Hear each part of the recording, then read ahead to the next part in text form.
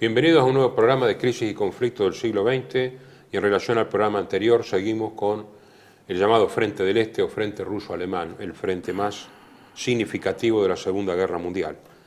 Y ahora vamos a ir no al sur y al centro, sino al norte de semejante extensión de frente.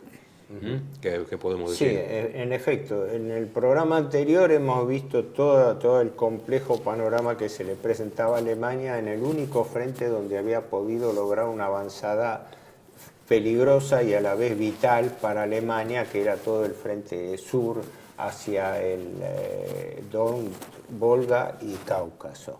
Eso ya lo vimos, terminó en un repliegue y terminó en la batalla de Kursk, que se ha presentado como una derrota. No fue una derrota alemana, fue una desactivación de la ofensiva, que estuvo, entre otras cosas, ligadas al fuerte desgaste sin reposición de material alemán y también a la invasión de Italia, que obligó a distraer. Estratégicamente fue un fracaso. No desde el punto de vista estratégico, claro, porque se perdió el centro. Pero simultáneamente, y ahí ahora vamos a dedicarle este programa a esto, ¿qué ocurría en el frente de ejércitos norte y centro, donde la situación estaba igualmente comprometida, ¿no? Donde, en particular en el frente central del grupo de ejércitos centro, que después de la caída de Moscú había tenido un repliegue hasta Smolensk. Pero si querés vos mencionar primero el frente norte de Leningrado. El frente de Leningrado, que lo hemos tocado muy tangencialmente en su momento, cuando era ofensiva. Sí. Es un frente... Ha quedado relegado atrás, porque anterior a los hechos que estábamos relatando, anterior a Kursk. Es importante en cuanto a que es un sitio de 900 días, del 1 de septiembre del 41 al 27 de enero del 44. Y que implica una cantidad inmensa de sacrificio y sufrimiento para la población civil. La segunda ciudad de la Unión Soviética, llave del Báltico, ahí sobre el río Neva, una joya de la arquitectura. Sí, yo creo que ya lo hemos dicho, pero hay una ciudad al lado, un pueblo al lado que se llama Schlüsselburg, que quiere decir castillo de la llave, pues la llave del Schlüsselburg. Sí, sí. Y además la cabecera de la línea ferroviaria que va a Murmansk. Claro. Entonces, cortar Leningrado, aislar a la ciudad, implica también una consecuencia estratégica. Lo acusan. Pero el corte Leningrado-Moscú, corte Leningrado-Moscú y corte Leningrado con el mineral de hierro del norte. Sí. Claro, al que lo acusan de... No lo tenía en cuenta, de haber pergeñado el sitio y la destrucción de la ciudad mediante artillería y aviación y muerte por inanición, consecuencia obvia de un cerco, es el general Walter Barlimont. Me extraña mucho porque está en el cualquier general de Hitler. Barlimont. Sí. Pero él era jefe de Estado Mayor. Sí, oficial de Estado Mayor. Él como Estado Mayor dice, acá tomar esta ciudad implica una pérdida de hombres y de material terrible, porque es la segunda ciudad de la Unión Soviética y debe haber sido 3 Stalingrados, tranquilamente. Sí. Así que tomar eso, además está la flota del Báltico, estaba muy bien defendida por cinturones de búnker y de bloqueo. Tikhvin era un núcleo importante. Sí. Entonces le hacen caso a Barlimont. Pero ¿qué pasa? Para eso se necesita clavar en el lugar al ejército finés, que además por una cuestión política no avanza sobre territorio soviético, sino que recupera su territorio y pone sitio a la ciudad por compromiso con los alemanes. Digamos, por decisión política del gobierno. Del gobierno de Mannerheim. De finlandeses. Y 2 ejércitos alemanes, el 16 y el 18. Apuntalados en Viborg, en el istmo de Karelia, desde el norte. Tenían el ejército de Karelia y tenían un ejército en Laponia. La mayor cantidad de divisiones era finesa. Los alemanes estaban en el sur. Había una división alemana con los fineses. Y había 4 o 5 en todo el frente de Laponia. Era considerado un frente, también para los soviéticos, un frente secundario de momento. Estaba todo concentrado en Leningrado. El mariscal Ritter von Lepp es el primero, después Mariscal Borsch y después von Küchler, famoso mariscal, estaban a cargo del 16 y 18 ejército alemán. Y creo que de los rusos estaba Govorov, el general Govorov, que era el comandante de la fortaleza. Se calcula en 1.600.000 muertos, militares y sobre todo civiles, con 200.000 muertos alemanes y fineses, no es poco, está bien, son 3 años de guerra, ¿no? Septiembre del 41 a enero del 44, bueno, de 2 años y pico, 900 días. Lo que pasa es que ahí hubo un factor importante. Los alemanes sitiaron Leningrado, hoy San Petersburgo de vuelta, pero cuando adviene el invierno, los rusos a través del lago Ladoga no solamente hacen llegar refuerzos, sino que tiran una línea de ferrocarril incluso, por el hielo del lago Ladoga, con lo cual ya quedaba, pese a todos los sacrificios que sufrió la población, pero quedaba abastecida la ciudad. Con lo cual la cantidad de población era... Aquí dice, las raciones disminuyeron. Los obreros tenían 300 gramos, 2/3 de libra de pan diariamente, todos los demás la mitad.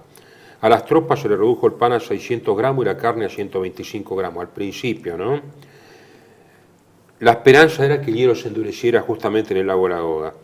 La ración se redujo a fines del 41, principio del 42, 250 gramos de pan para los obreros y 125 gramos, 2 rebanadas para todos los demás.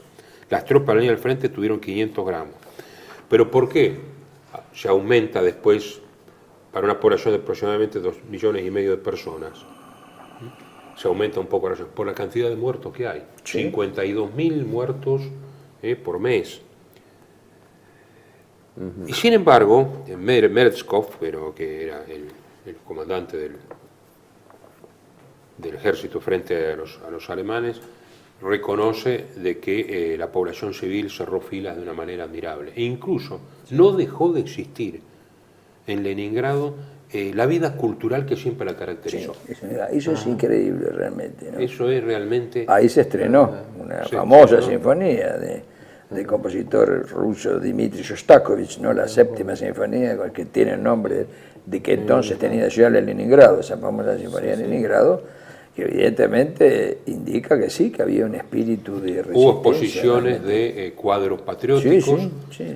El arquitecto principal de Leningrado expuso también obras, y el presidente o el curador del Museo del Hermitage permitía visitas, a pesar de que la ciudad estaba sin luz y se iluminaba con velas. Entonces el comandante de un destructor soviético tiró un cable al Hermitage desde las bucinas del barco para que por lo menos el museo tuviera luz. Sí. Dice, realmente no se puede negar, ¿no?, que eso existió, que se daban conciertos, se daban cosas en situaciones extremadamente duras. Los rusos no han parado nunca de hacer propaganda del sacrificio tanto del ejército como de la población de Leningrado. Sí, pero en este caso está justificado. Paradigmático, está totalmente justificado. Está justificado. Que curiosamente es mejor el comportamiento de la población sitiada en San Petersburgo, Leningrado, con un cerco muy estrecho. No te olvides que las posiciones, por ejemplo, las posiciones españolas, estaban pegadas a Sarkoye-Zelo, que era la residencia de verano de los Ares, en las afueras de los suburbios de Leningrado, porque Sarkoye-Zelo son los suburbios, es como estar acá en Pilar, mucho menos, es como estar en Bellavista o en San Isidro, en el Tigre, muy cerca y ahí estaban las trincheras pegadas a Sarkoye-Zelo, y por otra parte, en cambio, las tropas que tenían que defender o restablecer, según se cortara o no, el abastecimiento por el lago Ladoga, me refiero a las tropas soviéticas, o la carretera Moscú-Leningrado, que era fundamental, esas tropas no combatían con la capacidad de resistencia que tenía la población sitiada. Es curioso, hay como una descompensación, la fuerte resistencia de la ciudad y por otro lado, no estoy diciendo que no, por supuesto, decir, estas son batallas terribles, todas estas, pero, por ejemplo, el caso de los 47.000 soviéticos que enfrentan a los españoles la batalla de Krasnogor a 7.300 españoles y tienen 17.000 bajas y no pueden pasar. Y los españoles, bueno, tuvieron 4.500 bajas, pero son 7.300 contra 47.000, con artillería los soviéticos, los españoles sin artillería. Realmente son, las tropas no están quizá a la altura, hay un desgaste, y una consecuencia de Leningrado que no la podemos dejar de mencionar, primero el problema de las temperaturas, ¿no? Que en invierno el lago Ladoga tenía 55 y hasta 60 grados bajo cero adentro del lago, y los alrededores eran 52, 53, y había momentos en que se producían congelamientos espontáneos. Una línea de ferrocarril, claro, sobre el hielo. Sobre el hielo, claro, evidentemente. Ferrocarriles cargados, además, porque desde ya eso es una prueba. Las temperaturas eran bajísimas, pero curiosamente en verano pasaba lo mismo que pasa en estos climas continentales. La temperatura alcanzaba los 40 y 41 grados de calor húmedo, además, porque los mosquitos eran... Los pantanos del Golfo. Los pantanos eran... Pero ¿qué pasa? No nos olvidemos que en invierno, con esas temperaturas bajísimas, los muertos no podían ser enterrados. No podían ser enterrados, los tapaba la nieve. Cuando venía el deshielo, cientos de miles de cadáveres apestaban el aire hasta 50 kilómetros de distancia, lo cual es impresionante. Del centro de Leningrado sentía el olor de los cadáveres. Era tal, más los mosquitos, más las enfermedades que esto trae, bueno, realmente convirtieron esto en un infierno, realmente un infierno. Sí. Un infierno en invierno, helado, y un infierno tórrido en verano, por los mosquitos, la putrefacción, porque uno dice, no, pero es una cosa decirlo, se dice fácil, hay 100.000 muertos. Sí, 100.000 muertos podridos. Vos ponete en situación, es terrible. Ya solo el traslado de los congelados del lago Ladoga, cuando los españoles cruzaban el lago Ladoga, los españoles los mandaban y iban, la mejor infantería del mundo iba, y cuando volvían, muchos de los congelados los tenían que llevar en tren hasta Talino, hasta Estonia, Letonia o Lituania, donde estaban. Bueno, dos viajes, si los viajes en tren tardaban un día o dos, el olor que dejaba el congelado era insoportable, tan insoportable como el frío, según cuentan los relatos, ¿no? Sí. Imagínense ustedes, si eso provocaba, si un congelado apestaba un vagón, imagínense lo que son 100.000 muertos, nada más. Yo solamente pensaba. En eso estaba mejor administrada la ciudad, porque los muertos de la ciudad, que eran muchísimos, iban al cementerio. O a lugares especiales y todo, y en todo caso, en el invierno quedaban congelados y, bueno, como se podía, digamos, lo iban sacando, pero no hubo epidemias. Sí, por eso no es exagerado lo que dice Salvador Borrego cuando dice las más altas cumbres del esfuerzo humano. Realmente es dantesco, es tremendo todo esto. ¿No? Uno lo cuenta así, pero... El sitio quedó estabilizado, pero sin perspectivas de ocupar la ciudad. Los rusos empezaron a reforzar cada vez más la ciudad para su supervivencia y la zona de su entorno, porque ya hacia fines del 43 ellos encaran lo que llaman la ofensiva Leningrado-Novgorod, que es ya todo un frente de ruptura, que después ya eso a fines de diciembre y comienzos de 44. Fines de diciembre y comienzo de 44, en pleno invierno, es cuando empujan el retroceso de las fuerzas alemanas hacia el Báltico, y ahí es cuando España repatria la División Azul también, ¿no? A raíz de esa ofensiva. Con lo cual también el frente norte quedaba expuesto a los alemanes en la parte más sensible, que era la amenaza contra los países del Báltico, que era lo que temían los alemanes, porque iban a tener ahora las tropas rusas en la costa de enfrente, por así decirlo.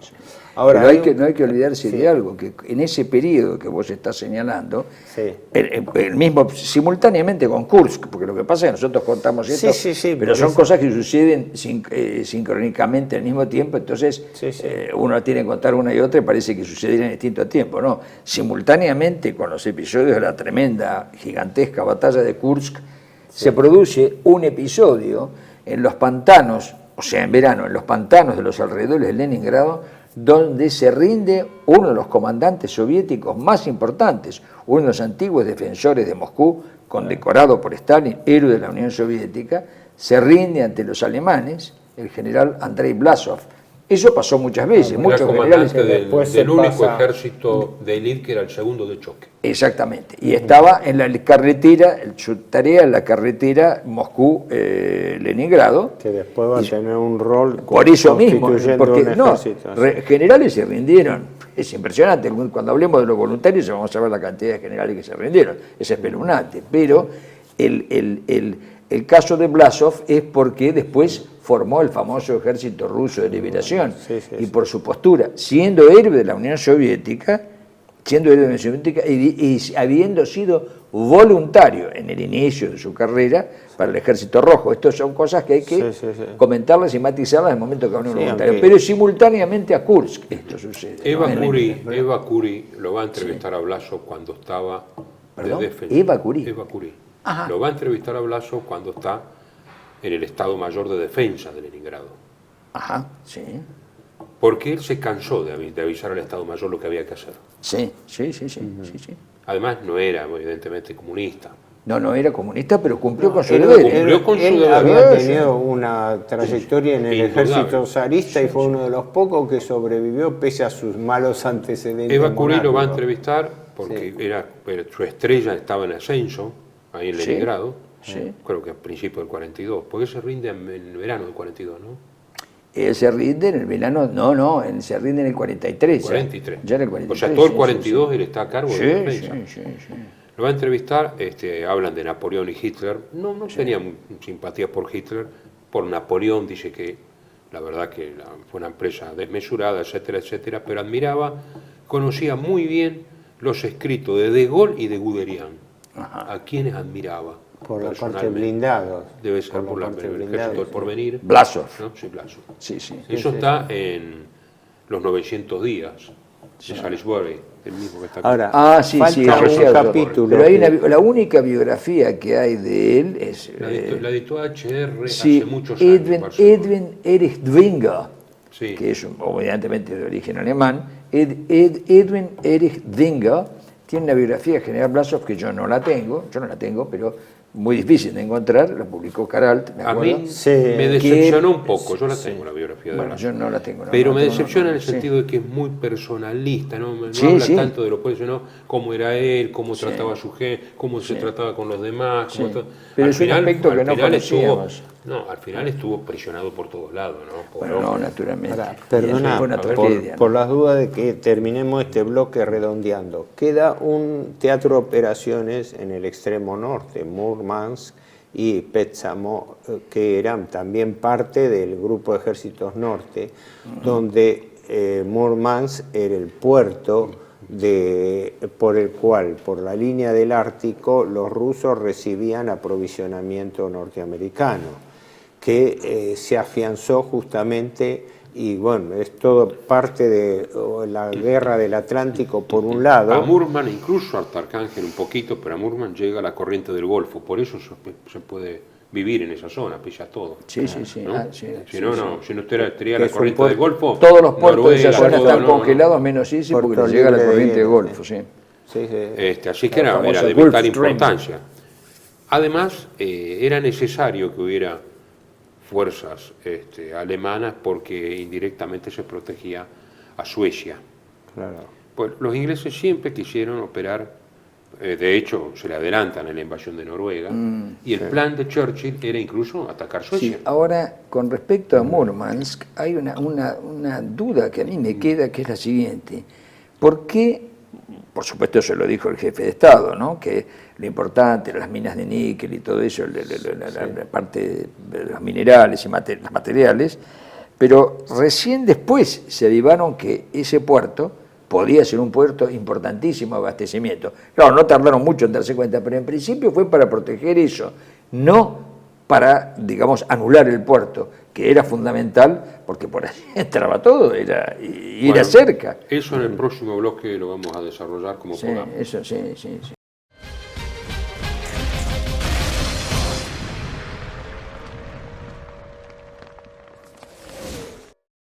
Bienvenidos a CEPA, Centro de Estudios del Pensamiento Americano. Nuevo sitio web de cursos de formación en política, filosofía, historia, literatura, geopolítica, religión, psicología y más. Cursos de formación que reflejan el verdadero pensamiento americano. Lo invitamos a elegir el curso de su agrado ingresando en www.cepa.la.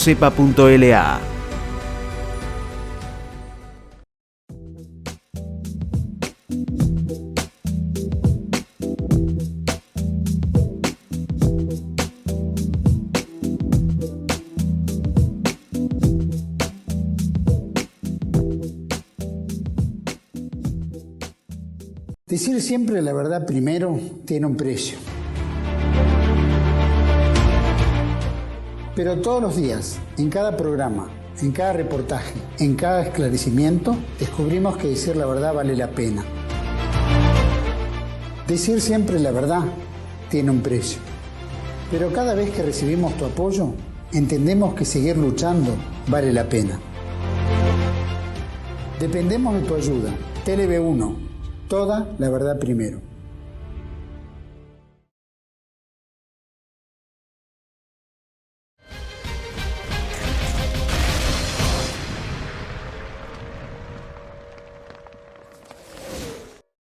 Bueno, hubo un teatro de operaciones lejano y olvidado prácticamente, que es el Teatro de Operaciones del Ártico, donde el enemigo principal, tanto para alemanes, fineses y soviéticos, fue el clima. Sí. Porque realmente lo que algo se adelantó antes, que es el tema del, no solo del hielo, la nieve, sino también que hay un bosque típico, ¿no?, de la taiga y que se llena de mosquitos en verano. Ah, también en Murmansk, sí, sí. Acá lo que vale para Leningrado vale también para Murmansk, por la corriente del Golfo, la Gulf Stream, la corriente del Golfo, hace que el verano sea tórrido, y estamos hablando del Círculo Polar Ártico, ¿no? Esto que es un... Estamos hablando del Círculo Polar Ártico, donde hace un calor en verano. La guerra en el Ártico, lo que dice acá no era menor el inconveniente, tanto como los rusos, las nubes de mosquitos y otras pestes voladoras en millones y millones que planeaban sobre los lagos y sobre los pantanos. Esta peste hacían la vida imposible para alemanes, rusos y fineses y los sumían en total miseria. Un soldado alemán, no unnaturally, no habitual, concluye que este era el corazón del infierno para cualquier soldado que estuviera en las zonas salvajes de Laponia. Tenés que ver cómo tenían cubiertas las cabezas con las redes antimosquitos, evidentemente, ¿no? Estos insectos sedientos de sangre millones, tenían adicionalmente que creaban melancolía sin fin por la impenetrable foresta, la lejanía de la patria, la humedad y las noches en esa jungla. Dice que era tal el aburrimiento que bordeaba en muchos casos el suicidio, que el alto comando alemán estaba forzado a ofrecer a las tropas largos periodos de ausencia, 3 semanas, pero con el problema de las distancias y las complicaciones del transporte, dice, y aquellos que quedaban estaban introducidos en locales de salud fineses con dudosos placeres de la corriente finesa, el sauna, dentro de los lagos. ¿Sí? No estaban acostumbrados a estar como los fineses que salían de un sauna y se metían en el hielo. Claro, era terrible. Claro. Pero esto me hace acordar, aunque exagera, a Curcio Malaparte, cuando en Caput dice que unos hombres de la Nord, que están de paso en Italia. Claro, porque Malaparte anduvo por ahí, sí. Y ve unos hombres de divisiones SS Nord, que eran esquiadores y demás. Sí, que le faltaban los párpados. Y que continuamente se humedecían los ojos. porque los párpados de lo más fácil que se cae en grado de congelamiento, orejas y párpados. Claro, me faltaban los párpados. ¿Sí? Ahora, en esa zona, zona a mitad de camino de la frontera ruso-finesa, es una zona pantanosa justamente por los lagos y todo de hielo. Había habido un episodio, pero eso habría ocurrido antes, quizás no sé si durante la Guerra del Invierno, donde toda una división rusa resultó muerta. Perdón, la Guerra del Invierno era del 39. Del 39-40, claro, sí, o a comienzo del 41, pero Ruso, que una división íntegra rusa fue exterminada y especulaban con que podría haber sido las condiciones de clima, la de guerrilleros fineses que estaban muy conocedores del terreno y de consecuentes emboscadas que diezmaron a la población. Pero fue un episodio, tiene un nombre, ahora no querría macanear si era Tarigi, un nombre de una localidad próxima, donde se produjeron, incluso después se encontraron supuestas atrocidades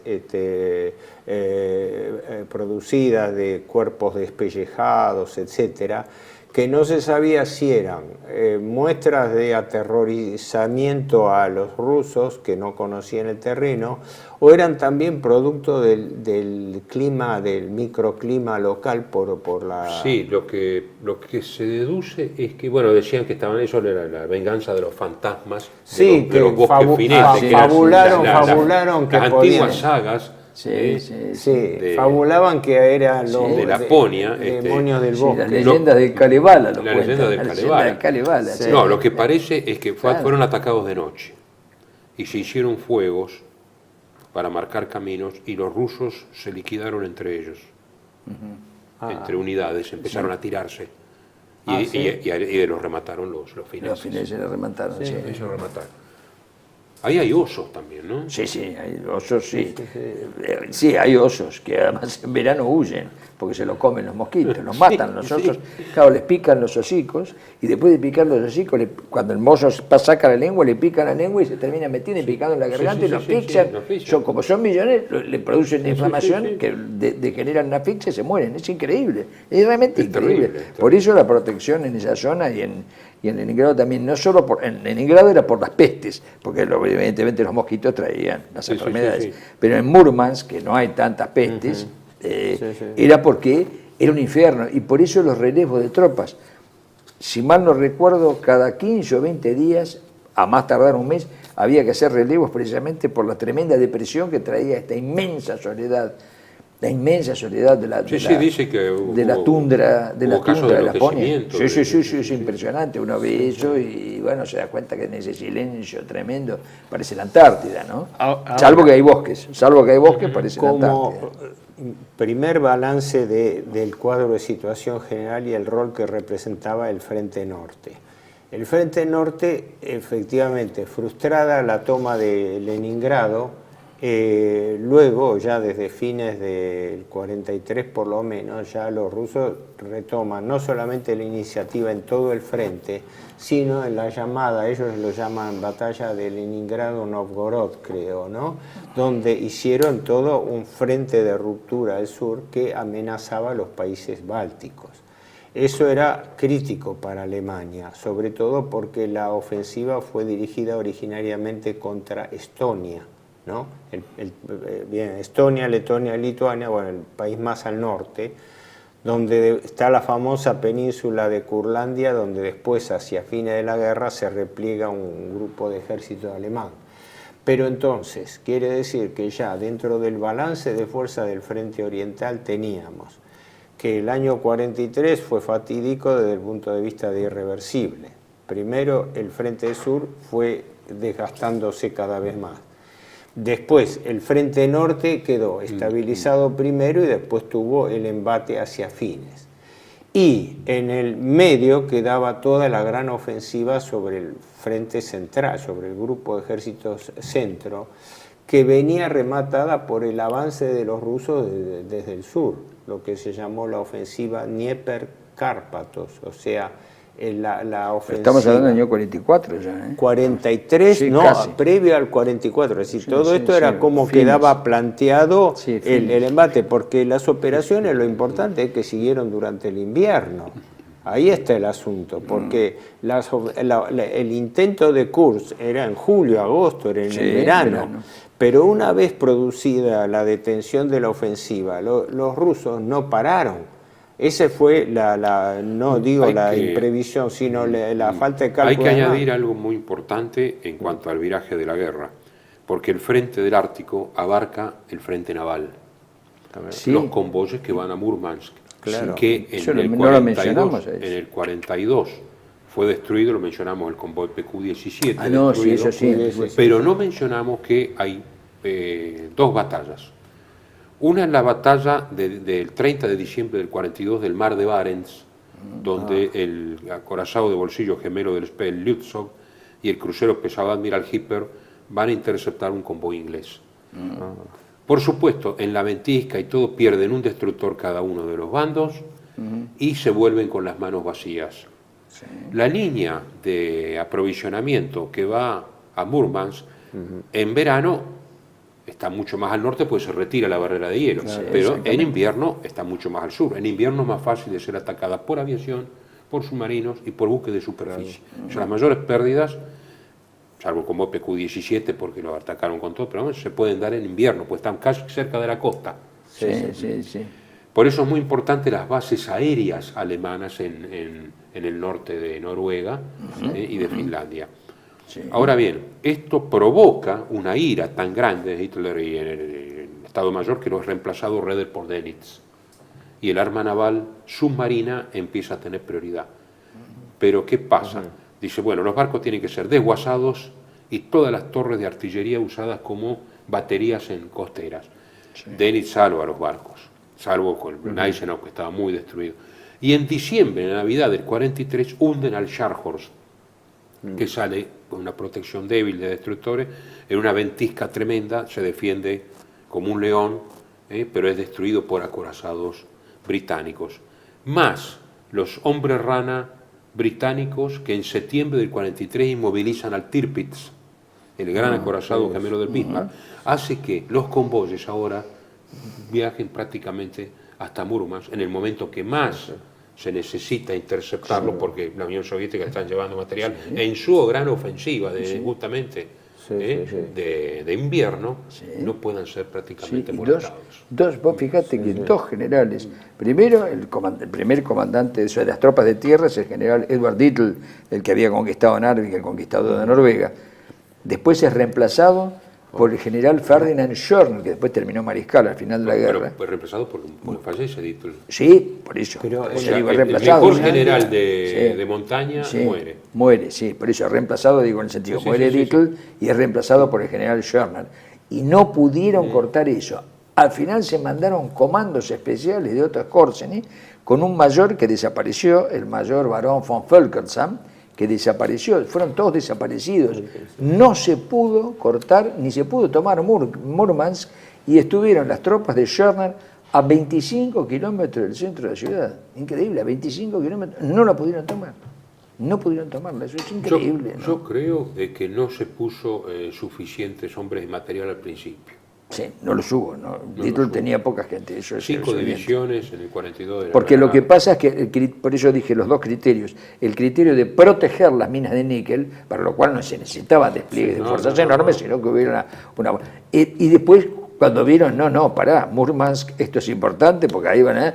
Y entonces ahí sí necesitaban un despliegue mayor. Muere Dietl, como vos decís, viene ¿cómo se llama? Schörner, el general Schörner, pues mariscal al final de la guerra, y no logran, llegan a 25 kilómetros y no logran, sí cortaron la vía férrea, pero la recuperaron los rusos le cortaron la vía férrea con comandos, los comandos de Skorzeny, los primeros comandos de Skorzeny, con un mayor, el barón von Völkersam, mayor de las SS, el mayor von Völkersam, es el que les corta, el que bueno, finalmente desaparece, ¿no? Porque Schörner es trasladado después para los reemplazos en el frente oriental, ¿verdad? Model al norte. Terminan los Cárpatos, ¿no? Claro. Sí, pero al final sí, en el 44, estamos hablando. No, pero creo que después de Kursk, son reemplazados respectivamente en el norte y sur de la zona de Kursk. Model arriba al norte y Schörner al sur. Sí. Ya empiezan a tener un rol determinante en el frente oriental. Sí. No fueron los únicos, ¿no? No, pero eso ya corresponde al frente de Ejército Centro. Sí, sí, bueno, después de esa actuación, Model es hecho mariscal, era general cuando actuó en Kursk, sí. y en Yarkov todo eso era general, pero después de eso es mariscal, lo ascienden a mariscal. Schörner no es al final de la guerra cuando asciende a mariscal. Porque, pero... al ser general también estaba limitado, porque el que le daba directivas era el jefe del grupo de Ejército Centro y por lo tanto del 9º Ejército en Kursk, que era Kluge. Ah, sí. En cambio, Günther von Kluge. En cambio, Hoth dependía directamente de Manstein y se entendían maravillosamente. Por eso, el triunfo lo hubiera dado Hoth. Sí. Si hubiera habido un triunfo pírrico, aunque sea en Kursk. Pero ahora estamos con el Frente Norte, como bien decís, digamos, la operación Novgorod. Es la que corta ya definitivamente el sufrimiento de la población, porque ya ahí puede ser abastecido. Ahí, bueno, ellos dan por liberado. En realidad dieron por liberado cuando fue, en enero del 44. El 27 de enero del 44. De enero del 44. Pero ya en esta operación... Y más al sur es donde se desborda y la dirección rusa era en principio Estonia, ¿no? Con lo cual ya avanza todo el peligro alemán sobre la costa del Báltico, o sea, era... Sí. Y bueno, era todo de cierre, porque en realidad hay que aclararlo a los oyentes. Todo esto que estamos viendo desde el programa anterior en el Frente Sur, en el norte, y lo que nos queda ver ahora en el Frente Centro, la ofensiva central, se estaban dando simultáneamente, ¿no? Claro, nosotros hemos dividido los teatros de operaciones para hacerlo, pero todo esto ocurrió desde el repliegue de Stalingrado, que fue seguido por una ofensiva general. Hay una observación de Lidl-Hart en su historia militar de la Segunda Guerra Mundial que es muy gráfico. Lidl-Hart dice que los rusos se movían en el largo frente alemán, que los alemanes no podían cubrirlo con continuidad, dice como un pianista que podía elegir la tecla por donde dar sus ofensivas. Claro, podían desconcertar permanentemente al ejército alemán porque la cantidad de medios le daba como para iniciar ofensivas en un lugar o en el otro. Exacto. Y esto se cierra, los dos frentes terminan estrangulando el frente de Ejército Central, que es donde se iba a dar el avance crítico, ¿no? Sí. Que creo que vemos en el próximo bloque. Que si esto se mantiene... ¿Podemos adelantar algo? Si esto se mantiene, de alguna manera lo que vos decís se mantiene, es para usar otra expresión de Lidl-Hart, porque las tropas de élite alemanas, o en realidad la calidad de los oficiales y suboficiales, porque en este caso tenían proporcionalmente pocas bajas, proporcionalmente, digo, a la magnitud de lo que se estaba tratando, para usar la expresión de Lidl-Hart, eran como un estoque entre guadañas. Los rusos eran una guadaña y los alemanes eran como un estoque, ¿no? Que clavaban en el lugar justo, al momento justo. Pero naturalmente las circunstancias superaban esto. Lo que no hemos mencionado, no sé por qué, pero lo vamos a tener que dejar para otro momento, la voluntad, es el tema de la División Azul en Leningrado, no lo hemos mencionado. ¿Vos estás pensando en ponerlo en otro momento? Vamos a hablar de la División Azul, que otros cuerpos de élite, por así decirlo, voluntarios. Pero ahí tenemos que volver a Leningrado, porque es la zona. No, es que vamos a ir a cualquier frente que sea, que estén los voluntarios, pero hablando de las unidades, entre ellas la famosa división, podemos adelantar algo, ¿no? La división azul de voluntarios españoles, división azul por la camisa, azul porque eran falangistas, no todos, pero la mayoría. Significaba el tema de la falange, pero es una de las divisiones emblemáticas incluso para el ámbito hispanoparlante. Hay muchísimo material sobre división azul. Muchísimas memorias. En España, y además porque tuvo la batalla más sangrienta, que superó en intensidad, se entiende, no en extensión, porque el Frente del Ebro en la Guerra Civil Española fue mucho más largo, pero sí en intensidad, por la cantidad terrible de bajas y el empeño, fue la batalla de Krasny Bor, ¿no es cierto?, que es en intensidad una de las batallas más duras de toda la guerra española y una de las más grandes de la historia española, porque es comparada a la de, aunque circunstancias diversas, a la de, ¿cómo se llama?, a la batalla esta de los tercios españoles en Flandes. Ahora no me viene el nombre, la batalla esta, la batalla esta en el hielo, ¿no? Cuando se congeló. Hay un famoso libro que era Llígoras, algunos no hemos muerto, que narra el cerco, puede ser en Pskov, una localidad, Pskov, sí. Donde la situación de congelamiento era terrible y que tuvieron que resistir los españoles allí, sí. Bueno, finalizamos. Llígoras mintió la edad, creo que tenía 16, 17 años. Falleció hace poco. Y además la asombrosa velocidad, porque se llamó a voluntarios para la División Azul y se calculó que iban a tardar 2 o 3 meses, y en 15 días se presentaron 170.000 personas, lo cual es una monstruosidad porque necesitaban 20.000 y se presentaron. Bueno, continuamos el otro bloque.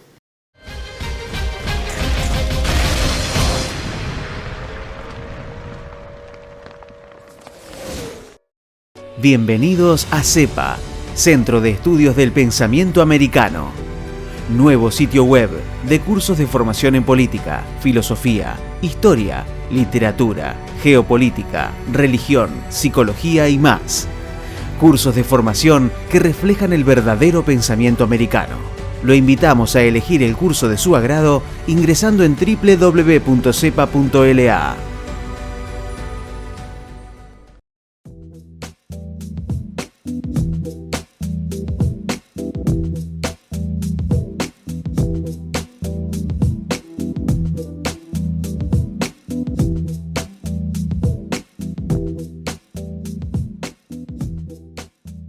Decir siempre la verdad primero tiene un precio. Pero todos los días, en cada programa, en cada reportaje, en cada esclarecimiento, descubrimos que decir la verdad vale la pena. Decir siempre la verdad tiene un precio. Pero cada vez que recibimos tu apoyo, entendemos que seguir luchando vale la pena. Dependemos de tu ayuda. TLB1. Toda la verdad primero.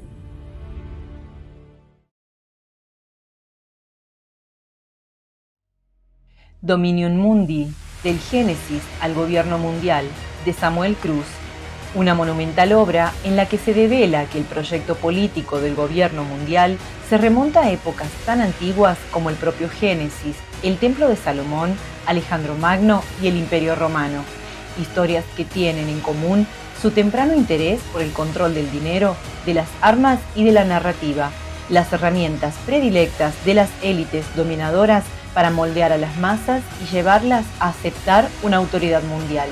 En esta, su segunda obra, el autor recopila y conecta los eventos históricos que han sido alejados del conocimiento público porque la verdad no es conveniente para los poderosos del mundo. Dominium Mundi, del Génesis al Gobierno Mundial, disponible en Amazon en formato físico y Kindle.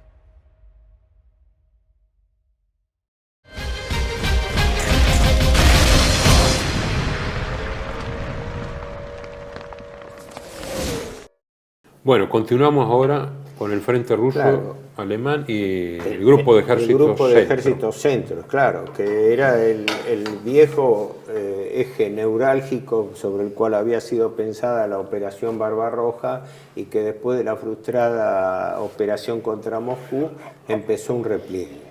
Hay que decir que, como decíamos antes, estas cosas se daban simultáneamente. Los rusos estaban haciendo fuertes embates que hicieron retroceder a los alemanes prácticamente a la línea de Smolensk, que creo que son 1000 kilómetros de Moscú. O sea, ya perdida toda posibilidad de pensar en una contraofensiva, los alemanes estaban defendiéndose con las operaciones de von Manstein en el Grupo de Ejército Sur, y el Grupo de Ejército Centro iba haciendo un repliegue sistemático, evitando las bolsas, evitando los cercos, pero también empezaron los alemanes, no tanto en el sur, sino también en el centro, teniendo pérdidas de prisioneros, que ya eran caídas de prisioneros relevantes, ¿no? Hablando de miles de prisioneros que caían en bolsas rusas, y la directiva del Stavka, del Estado Mayor soviético, de ir tratando de aprisionar en lo posible por maniobras de cerco, como así de guadaña, cayendo sobre las tropas alemanas. Ahora, la retirada alemana fue prevista desde el verano del 43 sobre lo que se llamó el repliegue o batalla del Dnieper Cárpatos. ¿Por qué? Porque los montes Cárpatos, que corren paralelos, establecen una divisoria geográfica, de tal manera que cuando los alemanes pierden Ucrania después de las batallas de Kharkov y cuando se desactiva la operación Ciudadela en Kursk, ya todo el frente ruso empieza a avanzar terriblemente. Incluso los rusos tienen una característica que, claro, es importante. Mientras que los alemanes mantuvieron una estructura de organización igual, los rusos fueron creando distintos cuerpos de ejército. Primer cuerpo de Bielorrusia, segundo, uno se hace una ensalada que además creaban ejércitos por arma, de artillería, claro, de blindados. Sí, por supuesto, pero no, vos te encontrás las cifras de los números de regimientos, regimiento 1250. Vos decís, ¿cómo 1250? Y sí, son cifras pavorosas. Lo que pasa es que uno no lo logra. De todos modos, la unidad rusa, la división rusa, tiene menos gente que la alemana, y los ejércitos también. Lo que pasa es que tienen una cantidad enorme. No, digo que división por división... Sí, claro, es más reducido. Es verdad, pero eso no se puede lograr. Eso no se puede lograr si no es con esta cosa. Y con otra cosa muy curiosa, que yo la dije, pero lo vuelvo a repetir.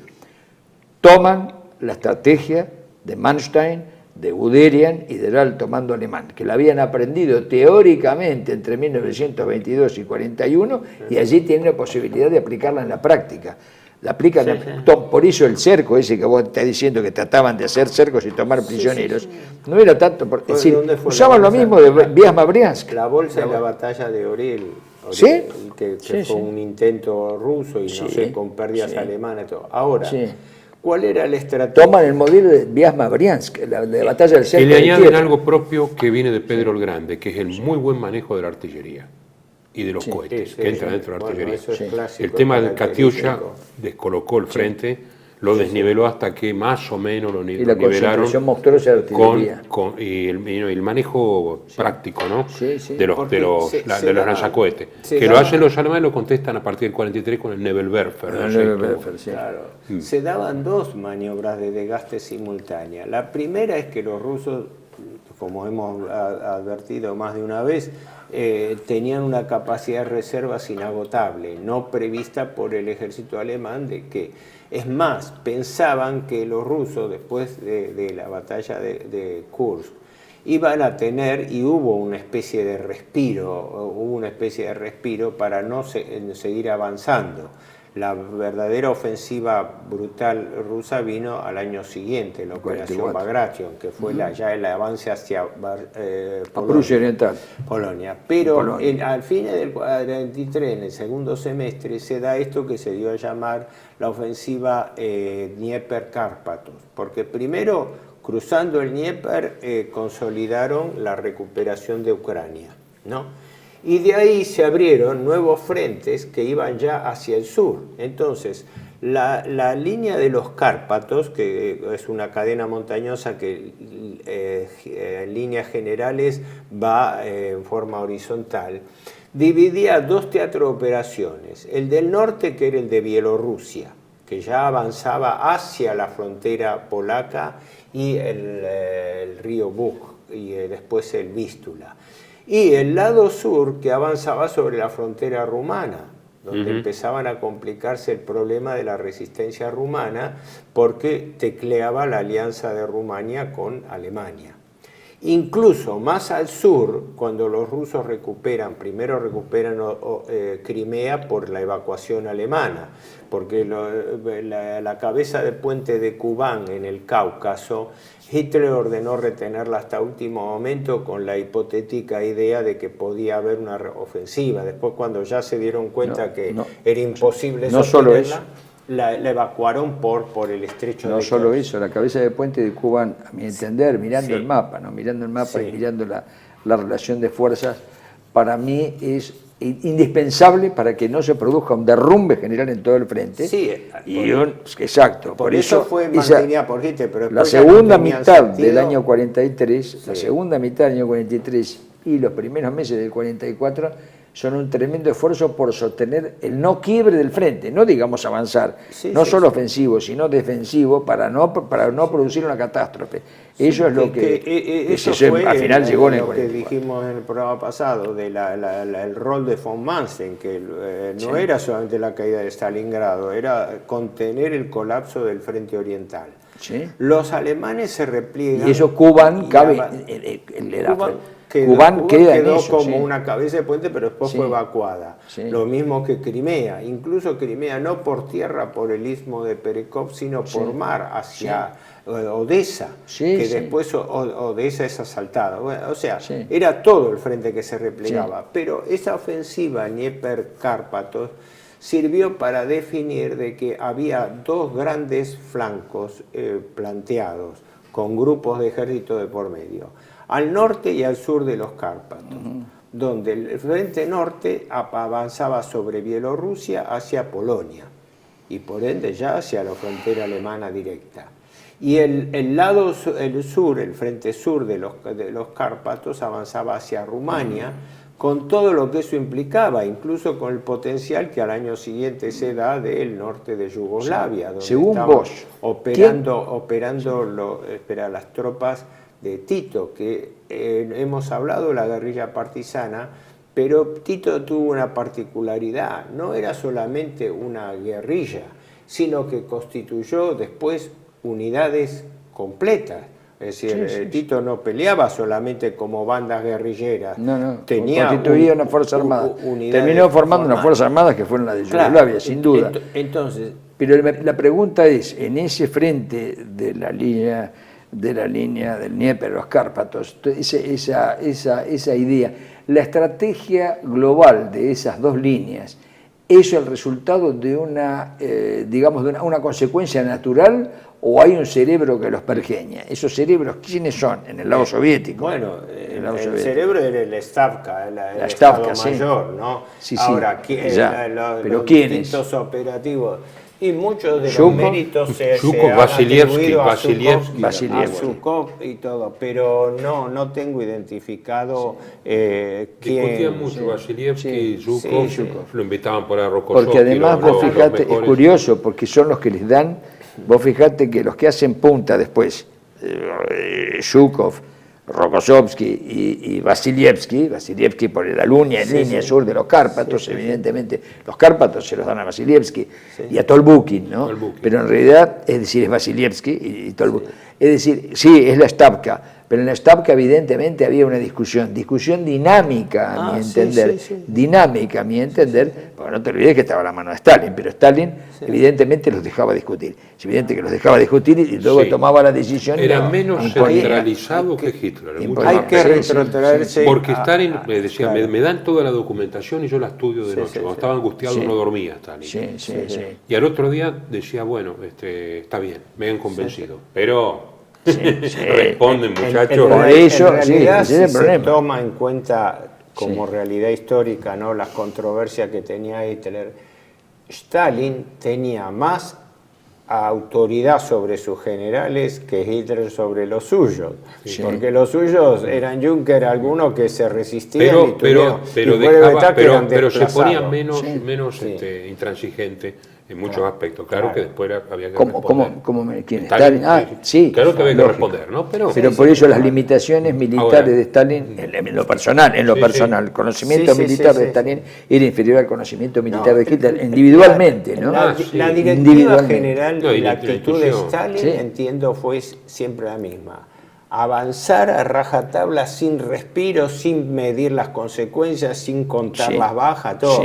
Yo creo que fue, no sé, Caballero Jurado o alguien más que señalaba muy bien, un comentarista español, que señalaba que si algo llamaba la atención era el total desprecio de Stalin sobre las vidas humanas de sus soldados y de las pérdidas que se registrasen con tal de obtener los objetivos. Él dio una directiva general que eso por principio. A rajatabla.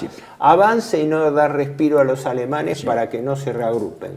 Pero contaba con el agotamiento de sus propias fuerzas. Lo que pasa es que tenía tropas de relevo que podían hacerlo. Entonces, este avance de la llamada batalla del Dnieper-Cárpatos fue producto de ese embate, porque los rusos hacían una ofensiva de presión general. Y allí donde encontraban puntos vulnerables, ahí lo explotaban. No es que estaba previsto una operación. Si hay algo que caracteriza en general la estrategia rusa comunista por un lado y norteamericano capitalista por otro, fue que basaban su estrategia en la presión del número, de la cantidad. Los alemanes, cuando diseñaban sus operaciones, las diseñaban, digamos así, en forma de receta magistral, veían sus operaciones. Y en el ahorro de vidas. Y en la optimización de recursos en todo sentido. ¿Por qué? Entre otras cosas, porque era un ejército de élite, evidentemente. Un ejército los norteamericanos también ahorraban vidas. Claro, pero de otro modo. Ponían plata. Sí, pero de otro no modo. ahorraban en material, no ahorraban en plata. Exacto, pero de ahorraban otro en vida. modo. Porque la opinión pública también. Pero de otro modo. Por eso el modo alemán es uno, el modo norteamericano es otro, el modo soviético es otro. Porque el modo soviético era masivo, como él dice, indudablemente, pero, es decir, se enfrentaba allí con el alemán que no podía hacerlo de otro modo, porque los alemanes no podían sacrificar masivamente a los suboficiales excelentes que tenían, oficiales jóvenes, no podían hacerlo. La guerra de la cantidad, o no sé cómo se denominaba. Claro, los alemanes se encontraban frente a una desproporción de medios tan grande que lo que ellos podían hacer hábilmente lo podían hacer en forma focal, pero ya no podían hacer una estrategia general. Entonces, los rusos, como pasaba con los norteamericanos con el poder aéreo destructivo, rebasaban todas las posibilidades estratégicas de Alemania.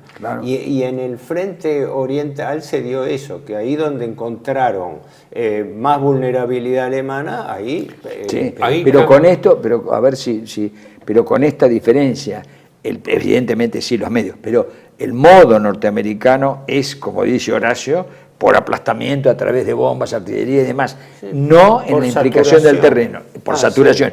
Y en cambio el soviético es empujando con el terreno, por eso Stalin le pasa la cuenta. Más asiático. Porque además, si acordate, a Genghis Khan, a Tamerlán, a todo lo que es Eurasia, frente a la caballería, la Horda de Oro. A la caballería húngara de caballeros, es la Horda de Oro, vestidos, digamos, de acero de punta a punta, pero lo revientan. Claro, es Genghis Khan, es la Horda de Oro. La Horda de Oro es ese empuje, porque nosotros no mencionamos, lo vamos a tener que mencionar en el próximo programa, me imagino, el tema de la conferencia de Teherán, porque la conferencia de Teherán es la primera vez que Stalin pone sobre la mesa, porque contemporáneos a estos hechos en Teherán, que pone sobre la mesa, Stalin pone sobre la mesa la cantidad de muertos. Dice, bueno, ¿cuántos muertos tienen ustedes?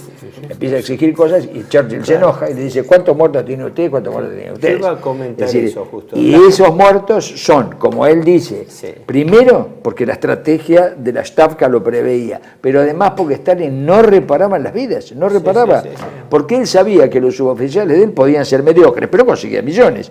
Los alemanes sabían que cada suboficial equivalía a un oficial soviético o a 2 o 3 oficiales soviéticos, y norteamericanos o ingleses, eran de primerísima calidad, y cada hombre que se sacrificaba. La única excepción a este método alemán de ahorrar suboficiales y oficiales, claro que en la guerra total al final combatís con todo, los únicos que usaron una técnica similar a la soviética, por un lado, es decir, no ahorrar vidas, y por el otro lado, tratar de lograr grandes haces, fueron las tropas especiales Waffen-SS.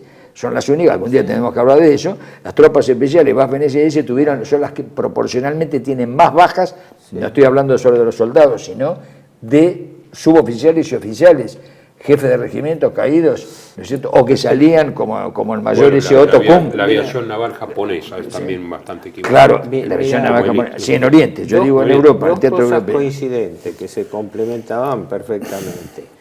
Los norteamericanos declaradamente. Me acuerdo un famoso libro del economista Paul Samuelson, ¿no?, que decía que los norteamericanos habían aprovechado el desgaste del cambio de sangre entre rusos y alemanes, dice, hasta que quedaron pocos de esto. Es decir, asumían que ellos estaban invirtiendo con material porque la sangre la ponían los otros. En el desgaste de mutuo de potencias continentales, que esto se ve incluso ahora. Vos fijate que es claro, Putin le reprocha al gobierno Biden que está usando la carne de cañón ucraniana pero si siempre se repite lo mismo. Proveyéndole. En Teherán, cuando se hace el brindis, es curioso, Churchill, que estaba furioso contra Stalin, porque Stalin le reprochaba permanentemente la cantidad de muertos, al final Churchill tuvo que brindar y dijo, por el heroico ejército rojo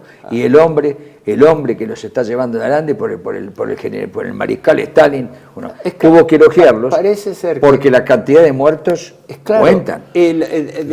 Decían que en la conferencia de Teherán fue últimos días de noviembre del 43 y primero 2 de diciembre. No fue la primera vez que se entrevistan los tres grandes. Ahí sí vamos a tener que entrar cuando entremos con las conferencias, con la planificación del mundo de posguerra del imperialismo aliado, ¿no? Con tres visiones distintas. Claro, que se pero tienen que allí conjugar en una de las cosas que se presenta como imbatible e irreprochable Stalin fue que Stalin se presenta como víctima, diciendo nosotros somos los que estamos poniendo la sangre. Entonces, y evidentemente tenía razón. Es decir, la cantidad de bajas no podía ser comparada. Lo dijo. Los ingleses pusieron el tiempo. Los norteamericanos por la plata y nosotros pusimos la sangre. Exactamente. Lo dijo así, ¿eh? Es que, pero rigurosamente. Sí, pero era objetivamente cierto. Lo que pasa es que se unía a la despiadada concepción de Stalin, que eso se ha señalado hasta el hartazgo, ¿no? De que él no consideraba las pérdidas de vida. En el año avanzado el 44 y ya el 45, algunos de los grandes mariscales soviéticos estaban preocupados por las pérdidas. Y con esto redondeamos. Hay una revista, Novedades de la Unión Soviética, que se vendía en los 70. Yo tengo un número en donde se refiere a la Segunda Guerra Mundial y hay una foto de un movilizado que deja el torno, tendría 17 años, a su hermano de 14 porque va al frente. Segunda mitad del 44. O sea que estaban jugando todo ya. Sí, el sentido de pueblo en armas también está. Las levas eran generales, los pueblos quedaban deshabitados de hombres y por eso la incorporación masiva de la mujer al trabajo en la Unión Soviética fue muchísimo superior que la... Y hay una tradición. Por eso a ver si le ponemos un brochecito con esto. A ver, corríjame ustedes si yo me equivoco. Es decir, el tema del pueblo en armas, ¿no? La vieja tesis prusiana del pueblo en armas, ¿no es cierto?, se da solamente, a mi entender, en Alemania y en Rusia, en este conflicto, ¿no es cierto? Japón. En Oriente. Sí, pero en China está mucho más difuso, porque no hay una unidad. Es decir, el pueblo en armas es en Alemania, en Rusia y en Alemania Japón. Entra tarde. Mucho más que la misma Revolución Francesa, donde dicen, no, el pueblo en armas, no, el pueblo en armas es una lo que dice la Revolución Francesa es una cosa ideológica.